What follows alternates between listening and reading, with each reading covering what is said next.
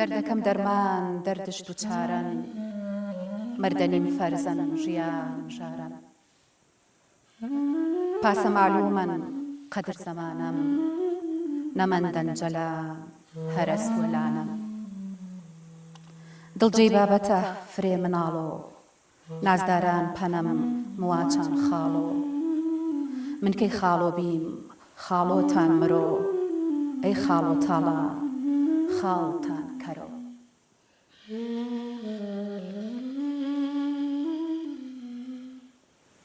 دەم خۆشحال دەخۆن سپاس کاکەی بینەرانی خۆشەویست ئەم کاتە و هەموو کاتێکتان شاد فەرموون لەگەڵ وێستگەیەک و ئەڵلقەیەکی نوێی بەرنامەی قەلەندەرخانە بەرنامەی ئەم جارەمان لێدوانە و قسەکردن و توێژینەوەی لەسەر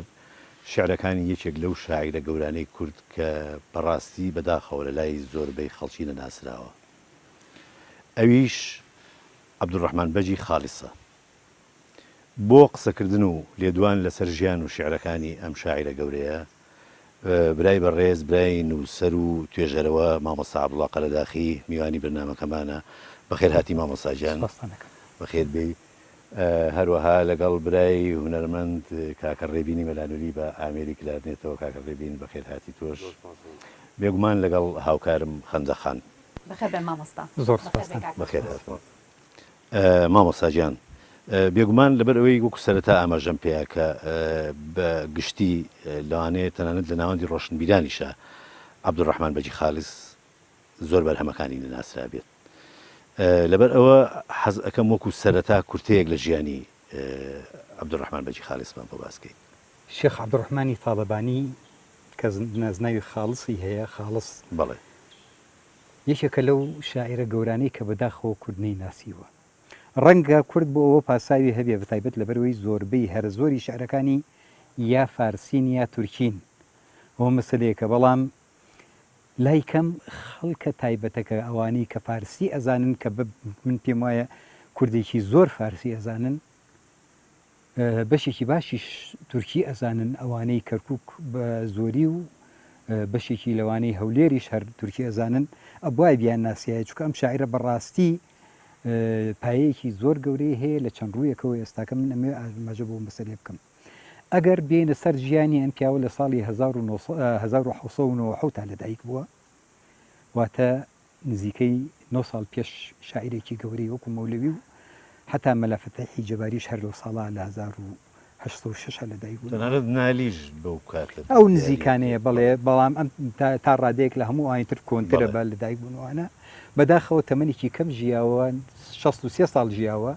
لە ساڵی 1960 کۆچی دوایی کردووە گرنگ من پێم وایە ئەم دەستنیشانکردنی سەرەتا و کۆتایی ژیانی ئەو پیاوە نییە گرنگ ئەوەیە هەڵۆستەیەک لە ئاستی کۆمەڵی خەڵی زۆر گرنگ بکەین مامۆستاگیان ئەمەیە بزانم شاعیر لەکوێ ژیاوە لە چ جوگرافیایەکە ژیاوە و ئایا ئەو شوێنی کە تیا ژیاوە کاریگەری هەبووە لەسەر نووسینەکانی بێگومان کەسێک شوێن کاریگەری بەسەریەوە ئەبێ بەڵام ئایا ئەو کاریگەریە ڕاستە و خۆی و دەرئەکەوێ یا دەرناکەوێت ئەوە مەسلەیەکی ترە من بەڕاستی نەمتوانیوە نە لە شعر تورکیەکانە نە لە فارسیەکانەوە نە لە کوردەکانیشە بەو شێوەیە ڕنگانەوەی شوێنەکە ببینم بەڵام ئەم پیاوە ئەگەر ئینسان باسی کۆمەڵی مەسایل بکات لە پیاوێکی ئاساییەوە مەلایەک بوو لای گەورە پیاوێکی کورد کە میرسمایلی زەنگنەیە لە ناوچەیەکە کە قەیتوری پێوتەیەکە کە پێوتێ قەیتووە یعنی لە شوێنێکا ژیاوە شوێنەکە زۆر ئەگەر چی سەردەمانێک بە پایتەختی دەوڵەتێک ناسراوە بەشێک بە دەوڵەت ناوێبن بەڵام بەڕاستی زۆر ناسراویش نییە بۆ ئەم ڕۆی خەڵکی کورد مامۆستاگیان ئەوەش هۆکاری ئەوە بووە کە لەلایەنی معریفیەوە و لەلایەنی زمانزانیەوە کە زۆر زۆر بەتوانا بووە شاعر ئایا ئەو جوگرافیای کاریگەری هەبووە لەسەر من ئەویست باسی ئەو مەسەلەیە بکەم ئەو ناوچەی کە لە بنەمادا تیا ژیاوە هەر کوردەکەی زیاتر تیازانراوە بەڵام وەکو نەریتی مامۆستایانی کوردستانمان مەلاکانی کۆنی خۆمان خوێندنی فارسی مەسلەیەکی بناغەیی بووە لەبەرەوە هەموو مەلایەکی باش فارسیزانێکی باشیش بووە هەموو مەلایەکی باش لای کەم دوو شاعری زۆر بە باش ناسیوە یەکێکیان سعدی شیرازیە ئەوتریان حافظە بێگومان بەشی تریان بۆ ئیوە کە شعب ڕحمانی خاڵص لەوانە غیری ئەمان مەولویش یعنی مەولانەی ڕۆمیشی زۆر باش ناسیوە و خەڵکانێکی فزولی و غیری فزولی لە شاعرانی لەوانەیە فردەوسی نظامی یعنی شارەزای ئەم شاعران من پێم وایە شاعرانی کوردمان زیاتر کەوتونە ژێر ئەو شاعرانی لە ڕووی سۆزداریەوە زۆر بەهێز بوون من پێم وایە لە هەموو دنیاە ڕەنگە شاعیرێک نەبێت شان لە شانی مەولانای ڕۆمی جەلالەدینی ڕۆمی بدات لەو ڕۆوە خەڵکانێک ئەسڵەن ئەڵێن توانەوەیە ئەتوێنینەوە لە ئەو سۆزە گەورەی کە لە دیوانی شەمسی تەبرێزیە هەیە خۆی بنەمای ئەو مەسلەیەش لەوایە کە مەولەوی خۆی ئەو خۆشەویستیی شەمسە تواوەتەوە لەبەر ئەوە ئەمە کاریگەریکی زۆر گەورەیە بێتە سەر زۆر گەورەی هەبووە سەر مەلا ڕووناکبیرەکانی خۆمان بەڵام حافظ و سعدی بە تایبەت سعدی کاریگەریەکە ئەگەیان زۆر گەورەتر و وەکو وانەش خوێنراوە لە حوجرە و مزگەوتەکانە بەڵێ من پرسیارێکی ترم هەبوو مامۆستا ئێستا باسی ئەومان کرد کەوتمان هۆینە ناسرانەکەی من بۆ کە ئەینێکی تری ئەبەمەوە کە لە ناو کووردە لەبەر ئەوەی ئەو تا زمانێکی زۆریش بەس تەنها شعرە فارسی و تورکی و عەرەبیەکانی دیار بووە لەم ساڵانە کەشکۆل لە کەشکۆڵێکا ئەگەر ئیجازە هەبێ نەخێر حتا شعرە من یەکێک لە کارەساتە گەورەکان ئەوەیە ئەم پیاوە کاتی خۆی لە دەوڵەتی عوسمانیە دیوانی دیارە ئەو کەتەش ڕەخابە هەبووە دیوانی داوە و دیوانەکەی دەرچوە و قرار بۆ چاپ بکرێت دیوانی شعری فارسی و تورکی بۆ چاپ نەکراوە نایزانم ینی ئەمیش یەکێک لە کارەساتە گەورەکەمان ئەگەر باسی ئەوە بکەین ئەم پیاوە هەبوو بووە نەبووە پیاوێکی بنەماڵە بووە پیاوێک بووە گەورە بووە یەکێک بووە لە گەورە شێخەکانی تەریقەتی قادری خۆی تەکیەیەکی تایبەتی دروست کردەوە کە کاتی خۆی ئەو تەکیە بە مەجیدیە ناسراوە ئێستاکە بە تەکیەی تاالبانی ناسراوە لە کەرکووک و شوێنەکەشی تەکیەوەکو باسەکری هەر خۆی دروستی کرد بەڵێ خۆی دروستی کردو آخر من دامەزرێری ئەو تەکیە ئەو خۆی هاتۆتە کەرکووک لە بنەماڵەکەیان شێخ ئەحمەدی باوکی کە خاوەنی 12 کوڕە و شێخ عەبدوڕەحمان لە هەمویان گەورەترە و 11 کوڕ ببوورن شێخ مەحموودی باپیری شێخ محمودی زەنگەنەکە ئەوەی باسم کرد ئەمانە پێگەیەکی زۆر باشیان هەبوو لە ڕووی ڕووناکبیری ئەوانە بەڵام تەقینەوە گەورەکە لە هەموو ڕوویەکەوە وەکو شێخی تەریقەت وەکو کەسایەتیکی کۆمەڵایەتی کە ئەوە ڕاهەندێکی ترە لەین وەکو کەسایەتیەکی با بڵێن ڕۆحی گەورە کەسیان نەگەیشتنوتە ئەو پایی کە شێخ عەبدوڕەحمانی خاڵص هەیبووە لەبەر ئەوە ئەو کۆمەڵە ڕەهەندەی کە شێخ عەبدوڕەحمانی خاڵص هەیبووە پاش خۆشی پێم وایە لە بنەماڵەکەیە کەس نەیبووە لە بەشێک لە با بڵێن ئەو پێگەیە دابەش بووە شعلی لایەنە کۆمەڵایەتەکەی وەرگرتووە شێخ ڕەزا لایەنی هێزی شعری وەرگرتووە شێخ قادری کە کوڕی مام ناوەندیە لە شعلی بچووکتەرەوە لە شێخ ڕەزا گەورەترە لایەنە سۆفیانەکەی وەرگرتووە کەچی هێشتا لایەنی توی لایەنی ڕۆحی گەورەی خاڵص کەس نەیتوانی و جێی بگرێتەوە شێخ محەممەدی خاڵسی کە کوڕی شێخ ڕەزایە و نەوەی شێخ عەبدوڕەحمانە دیسانەوە بەشێک لەو لایەنە شعریەی گرتووە هەمومان نەیزانین لەو قەسیدەی کە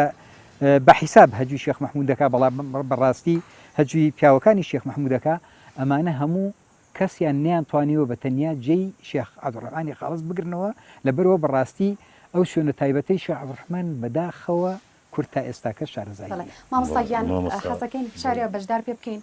ئەگەر کاک حەمید لەگەڵ کاک ڕێبینە دەست خۆش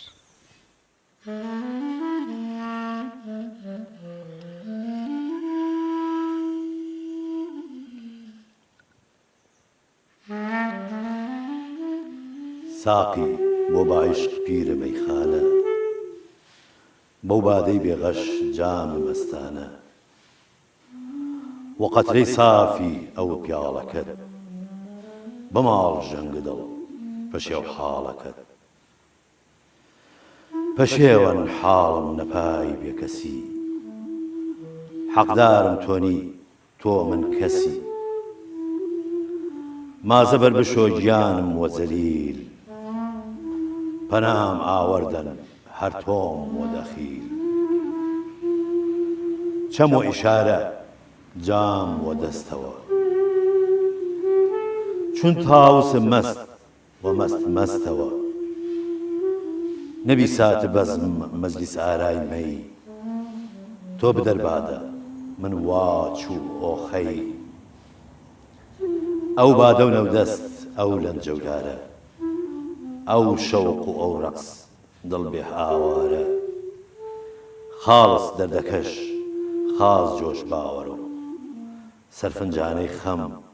خاس خاس تۆش کەرۆ دەم خۆش کاک حەمیدگیان دەست خۆش کاک ڕێبینگیان مامۆستاگیان ئەگەر زیاتر بچینە ناوەڕۆکی شێعرەکانی خاڵس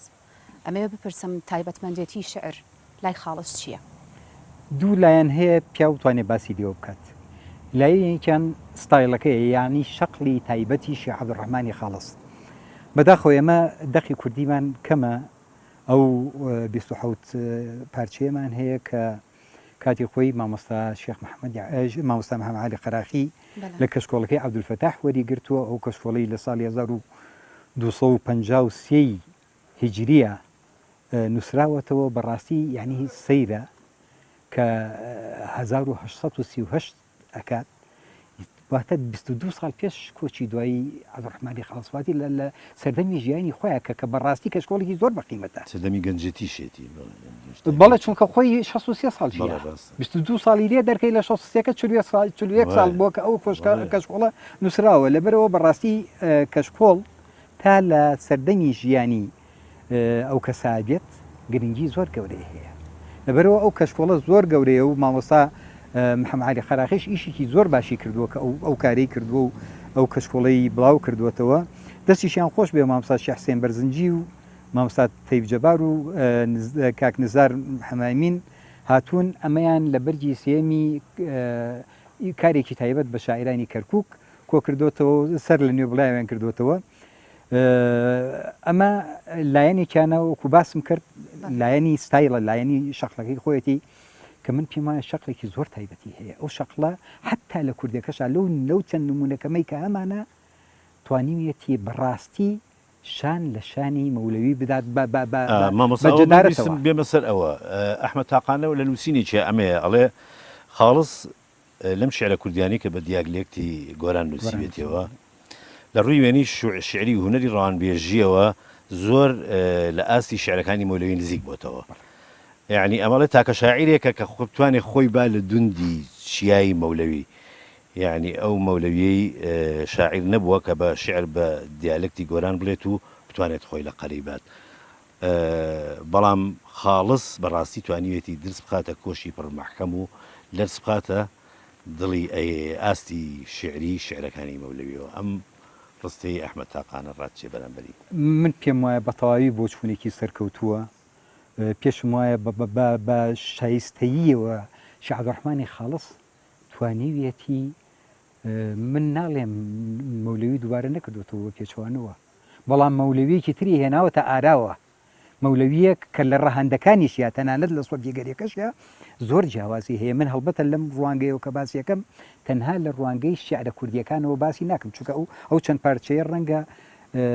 ئاسان نەبێت ئینسان بۆ ئەوەی بتوانێت چوارچێوەیەکی زۆر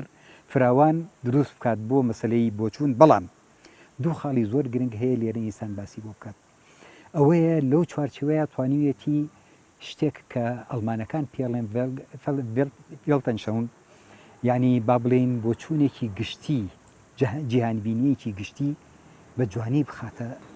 بەرچاو ئەمە یەکێکە لە خاڵە گرنگەکان جیهانبینیەکەش جیهانبینی سۆفیگەرانەیە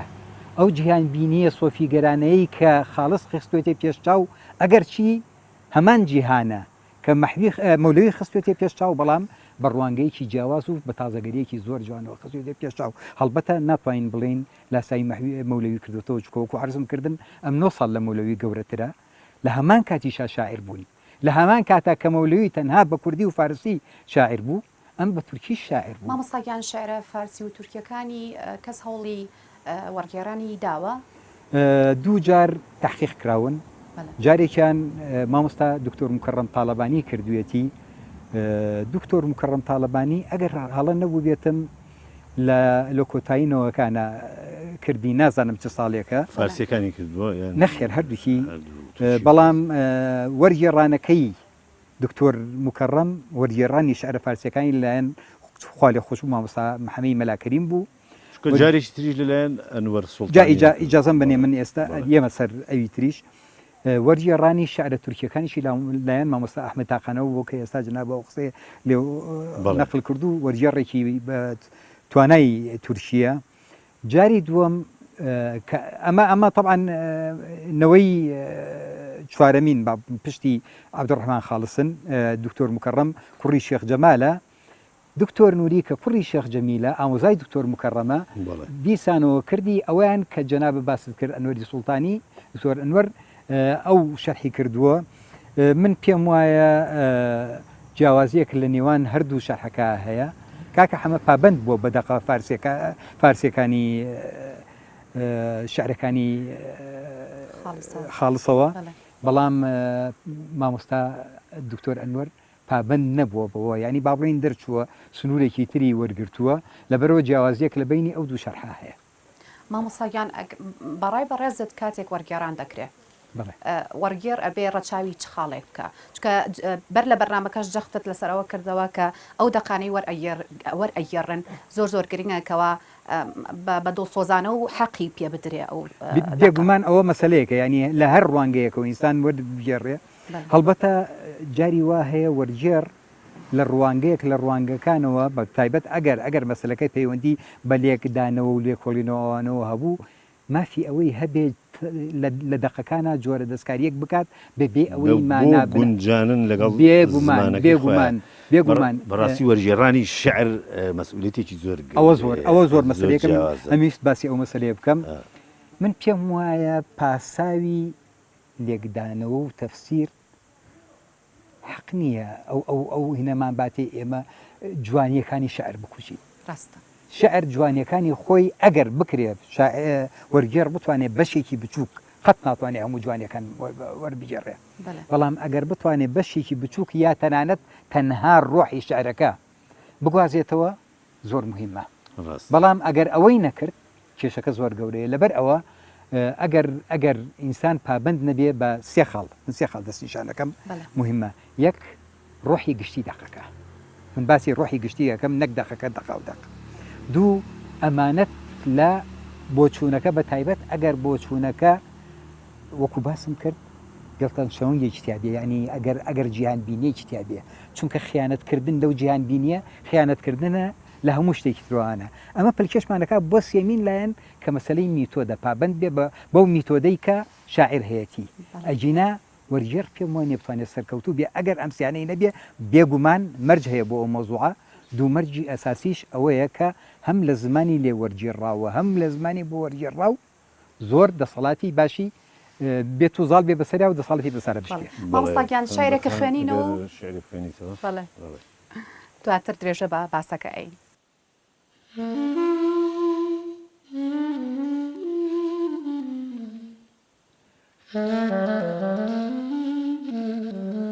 کردەی کردەکەم دەورانم تەندەن نامەی نەوێدم ساڵحی موەندەنە خەیاڵی مازی دەورەکەی دەورم مەزەی شەبابەت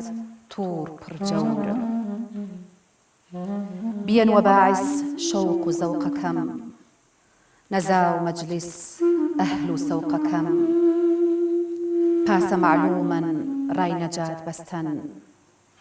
نەیەوم الحیساب میزانم پەستەن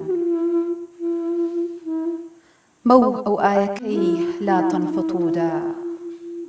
پەردەی حیجابم باوەڕ وەڕوودا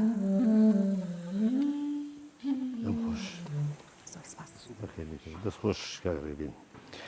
مامۆستاجیان بابەتێکی تر هەیە لەسەر تەچی تاڵەبانی کە شێخ عەبدوڕەحمانی خاڵسی ئەم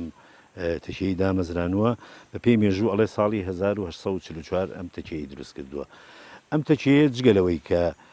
شوێنی قوتابخانەی خوێن و منبعی نور و عرفان و تەسەوف و زانستی ئاینی و ئەمانە بووە شوێنێک بووە کە دەرسی مەقامات و گۆرانیشی تیاوتراوە و مەقاماتی تیاوتراوە ئەمە ڕەهەندەکانی کەسایەتی خاڵسمان ئەزانم ئایا کاریگەری شێخ عەبدوڕەحمانی خاڵس چی بووە لەسەر ئەمە یعنی دەوری ئەو چی بە ڕۆڵی ئەو چی بووە لەم دروستبوونی ئەم تەکیە ئەگەرنەوە بۆ گوبانچی محەممەد گوبانچی ئەوەی بەقاماتە مەشهورەکەی بەغاکە هەمومان نەیزانەوانە بەڵێ بڵێ کە هوەر بەگشتی لە کەرکک نماکات و لە مووسڵ پەراسێنێت و لە بەغا ئەمرێ بڵێ من پێم وایە ئەم قسەیە تا ڕادەیەک هەرچەند زۆر معلوماتی باشم نییە بەڵام من پێم وایە ئەم قسەیە تا ڕادەیەک هەڵبەتە دواتر لە سەردەمیشی حوسامەدینە مەقامات زۆر پێشکەوت لە تەکیی تاالبانیە مەقامەت لە تەکی تاالبانی ئەم ساڵانش بەردەوام ئێستاش تا ڕادەیەک بەردەوامە نەکتەن ئاکوردی تورکیش تورکمانیش بڵێ خۆریات و مافۆریاعلی مەردان دەرچووی ئەو ئەویژی چەکەلەوانی پێ ئەمیش باسی ئەو مەسلێ بکەم پێ ئەچێت آخر لە گەرمیانە قەتار و ئەڵاوەیسی زۆر مەشهورە بڵێ قەتار و خاوکەر و ئەڵاوەیسی ئەمە من پێم وایە ئەو پێشکەوتنە و ئەو سۆزە گەورەی کە هەیە بەڕاستی ناکرێت لە دەروەی مەسەلە عیرفانیەکەەوە بێت حتا شعرەکانیش زیاتر ئەو شعرانە هەڵبژێرێن کە بۆ ئەو مەسلەیە بەکارێن بەشێک لە شعرەکانی مەلای جەباریش هەر بۆ ئەو مەسلێ ئەم مەسلەیە زیاتر ئەگەڕێتەوە بۆ ئەو سۆزە گەورەی کە لە عیرفانە هەیە نەک بۆ شتێکی تر. مامۆستاگیان شوێنەواری ئەو تەکیە ماوە ئێستا تازە کرایەوە پاش پرۆسەی ئازادی تازە کرایەوە بڵێ بەڕێستان لەگەڵ تازەکردنەوەی ئەو شوێنەوارە مێژویانیان لە ڕووی شوێنەواریەوە تازەکردنەوەی شوێن ئیمکانی هەیە پێوتری نۆژەنکردنەوە بەڵام نۆژەنکردنەوە بنەمای هەیە ناکرێت تۆ شوێنێک نۆژەنکەیتەوە هەروە لە خۆڕا بە شێوەیەکی هەڕەمەکی تۆ کۆمەڵێ بنەمای تایبەتت هەیە بەشێک لەو بنەمایانە پەیوەندیان بە کەرستەکانی دروستکردنی ئەو شوێنەوە هەیە بەشێک بەو بنەمایانە پەیوەندیان بەو هوەرانەوە هەیە لە پەنجەرە لە تاقر لە هەموو شتێکی ئەو شوێنە کراوە بەشێک لەوانە پەیوەندیان بە سێغلێقەی تایبەتیەوە هەیە بەشێک لەوانە پەیوەندیان هەیە بە ئەندازەوە بە تایبەت ئەندازەی میعماری بیناسازی ئەمانە هەموو ئەبێ ڕەچاو بکرێت و ناکرێت تۆ لە خۆڕ ڕابڕۆی شتێکی جوان بێنی شتێکی پێ نوێژن بکەیتەوە. بەڵێ مامۆستا بێگومان شێخ عەبدوڕەحمانی خاڵس کاریگەری زۆر بووە چ لەسەر بنەماڵەکەی خۆی چ لەسەر خەڵکی دەرەوە چ لەسەر شاعیرانی دوای خۆشی ینی تەنانە دەگاتە ئەو ڕادەیە کە حاجی قادری کۆیی بە کەسێکی زۆر گەورە وەسفی خاڵسەکە ئەڵێ غەوسی سانی و حاتەمی مەزهەب عەبدوڕەحمانی خاڵس مەشرەب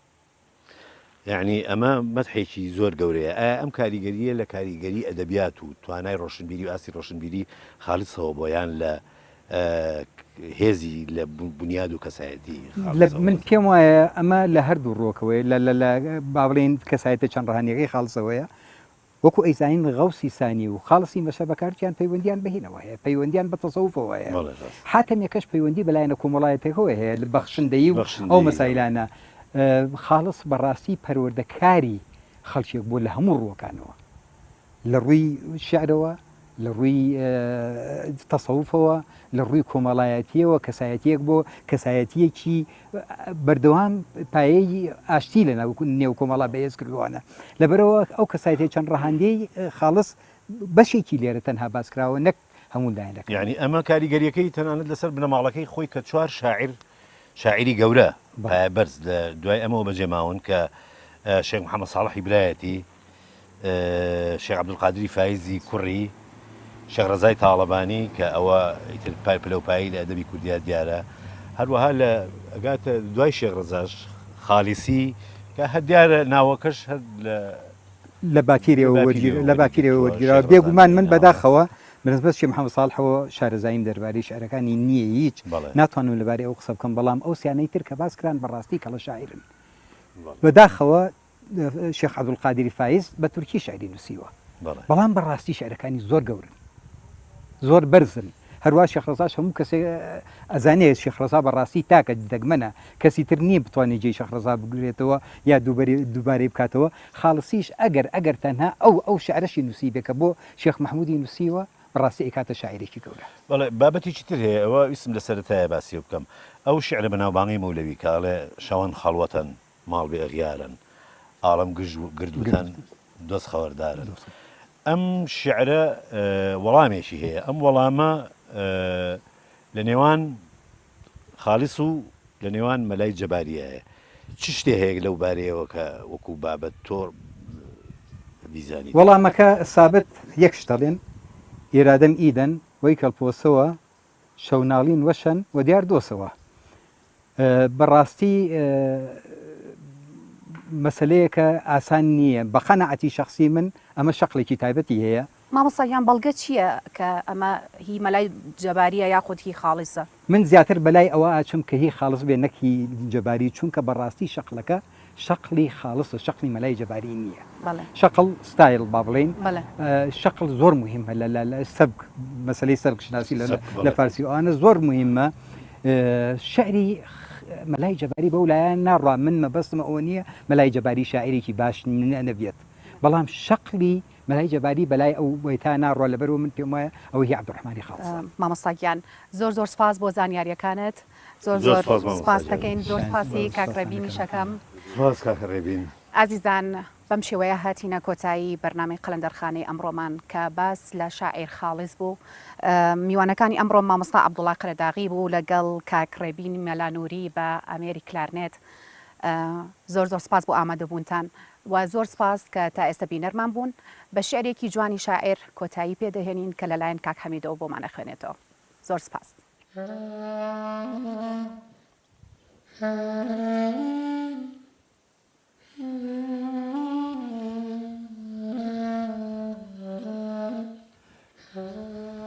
ئیمشەو دیارن بڵێ سەم سەندن کوورەی نارەخەم دەورانم تەندن ئاهیروارانن و دەورانمدا گڕن وە خەرمان بێسامانمدا کەڵپەگرتەنن